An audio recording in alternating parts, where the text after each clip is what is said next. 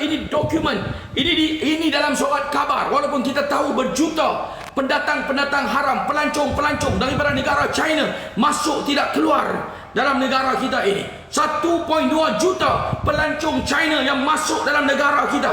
Kita tidak pernah mempertikaikan tentang agama, tentang bangsa. Kita bagi tahu tentang pendatang haram. Sebab itu apabila dalam live saya ada yang berkata, adakah kita membuat serangan kepada orang Islam saja? Kepada bukan Islam kita tidak buat.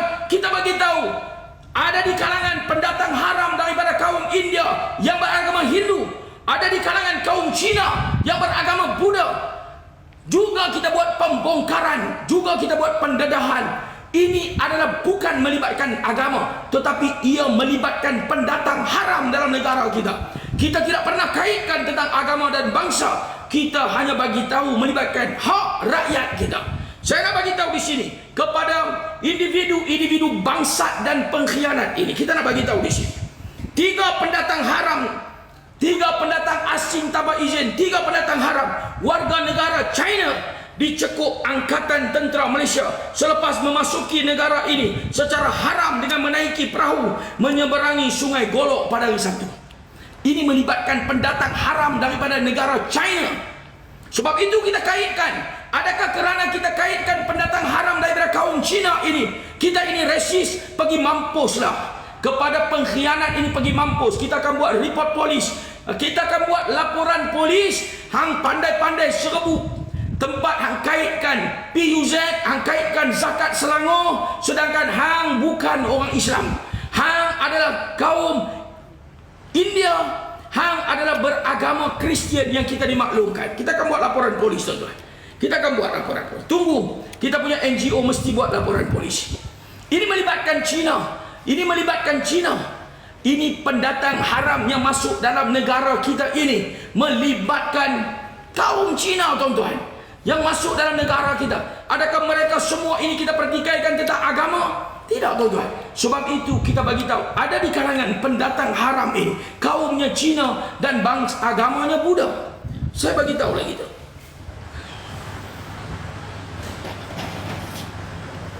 Ini saya bagi tahu.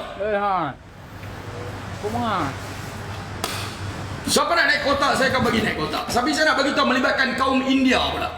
Saya nak bagi tahu melibatkan kaum India. Ramai pendatang asing tanpa izin, pendatang haram, warga Pakistan, warga India, semua pendatang, semua pengkhianat bangsat ni rekod.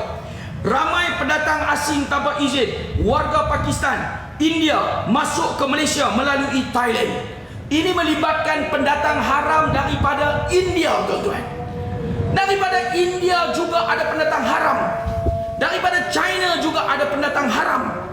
Daripada Pakistan, Bangladesh, Indonesia, daripada mana-mana negara juga ada pendatang haram.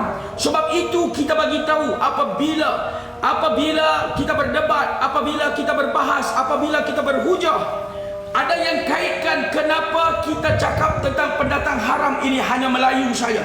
Sebab itu kita bagi tahu pendatang haram ini juga ada di kalangan kaum India, kaum Cina, Buddha dan Hindu juga ada pendatang haram dalam negara.